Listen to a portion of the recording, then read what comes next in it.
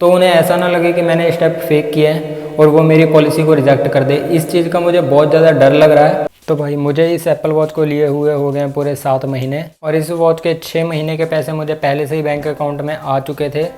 7th month का बाकी रहता था, जो कि मैंने पिछली वीडियो में रिडीम किया था। और उस वीडियो में मैंने कहा था कि जब मुझे ये पैसे बैंक में आ जाएंगे तो मैं इस पर भी वीडियो बना दूंगा। तो आज है तारीख 16 अगस्त और जो इस वॉच का अमाउंट है वो HDFC वालों ने मुझे 13 अगस्त को ही दे दिया था, लेकिन उसका कोई भी मुझे SMS नहीं आया था फ़ोन पे, जिसकी वजह से मुझे पता नहीं चला।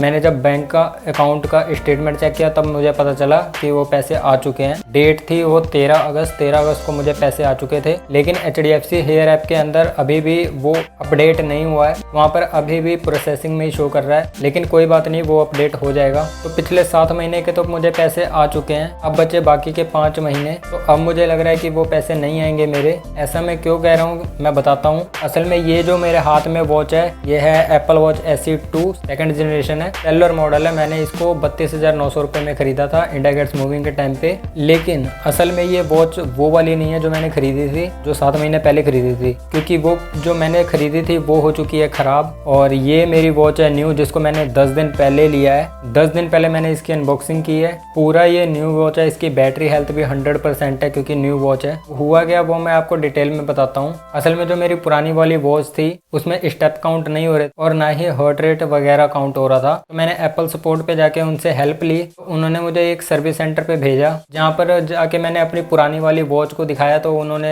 चेक वगैरह किया तो वो वॉच सही में ख़राब थी। उन्होंने उस वॉच को रख लिया और कहा कि 10 दिन बाद आपको एक न्यू वॉच मिल जाएगी। तो मैं उनको दे के आ गया था और उसके 10 दिन बाद मुझे ये वॉच उन्होंने दे दिया। पूरी न्यू वॉच है ये। मेरी पुरानी वाली वॉच का सीरियल नंबर अलग था और इस वॉच का सीरियल नंबर अलग है, क्योंकि न्यू वॉच है ये। तो मुझे इन 2 कारणों से लग रहा है कि मेरी HDFC हेयर ऐप में जो मेरी पॉलिसी चल रही थी वो मेरी रिजेक्ट हो जाएगी। पहला जो मुझे डर है वो ये है कि उस ऐप में मेरी पुरानी वाली वॉच लिंक थी और अभी मैंने ये दूसरी वॉच ले लिया जिसका सीरियल नंबर अलग है। तो इसमें हो सकता है कि कोई दिक्कत आ सकती है उस ऐप में, वो मेरी पॉलिसी रिजेक्ट कर सकते हैं। और दूसरा डर मुझे इस चीज़ का है कि जब मैंने उस पुरानी वाली वॉच को सर्विस सेंटर पर जमा किया था और 10 दिन बाद जब मुझे ये वाली वॉच मिली है, इसको मैंने दोबारा से पेयर किया अपने एप्पल वॉच ऐप के अंदर भी, इसका सारा डाटा रिकॉर्ड हो रहा है। वो HDFC हेयर ऐप में भी सिंक हो रहा है आराम से। लेकिन वो जो 10 दिन था उसमें मैंने कोई भी वॉच से स्टेप कंप्लीट नहीं किया है, क्योंकि वॉच थी ही नहीं मेरे पास। तो मैं स्टेप कैसे कंप्लीट कर सकता हूँ। लेकिन फिर भी मैंने अपने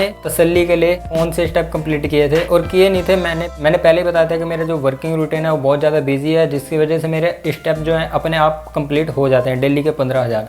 तो अभी मेरे फ़ोन पहले घड़ी हाथ में रहती थी तो वॉच से मेरे स्टेप कंप्लीट हो जाते थे, लेकिन अभी वॉच नहीं थी तो फ़ोन मेरे जेब में पड़ा रहता था। आपको पता होगा कि हमारे आईफोन के अंदर भी स्टेप कंप्लीट होते हैं, तो वहाँ पर मेरे डेली के 15,000 स्टेप अपने आप हो जाते थे। लेकिन उसमें हमारा हार्ट रेट वगैरह, sleep count, activity, energy, calorie burn, वो सब रिकॉर्ड नहीं होता, बस स्टेप कंप्लीट होते थे। वो सारी चीज़ें इस वॉच के साथ ही रिकॉर्ड होती है। और HDFC हेयर ऐप पहले हमारे से बस स्टेप का डाटा लेता था, लेकिन अब वो ये सारी चीज़ें लेने लग गया है, हार्ट रेट, स्लीप और भी कई सारी चीज़ें। तो वो फ़ोन से तो रिकॉर्ड नहीं हो पाई, हो भी नहीं सकता। तो उन्हें ऐसा ना लगे कि मैंने स्टेप फेक किए हैं और वो मेरी पॉलिसी को रिजेक्ट कर दे। इस चीज़ का मुझे बहुत ज़्यादा डर लग रहा है। अब वो तो मुझे इस 8th मंथ के रिडक्शन के बाद ही पता चलेगा कि क्या होता है क्या नहीं होता है। वैसे तो पॉलिसी रिजेक्ट नहीं होनी चाहिए, क्योंकि मैंने जेन्युइन स्टेप किए हैं सारे। फ़ोन से भी मैंने जेन्युइन किया है। आज तक मैंने 7 महीनों में पूरे जेन्युइन स्टेप किए हैं।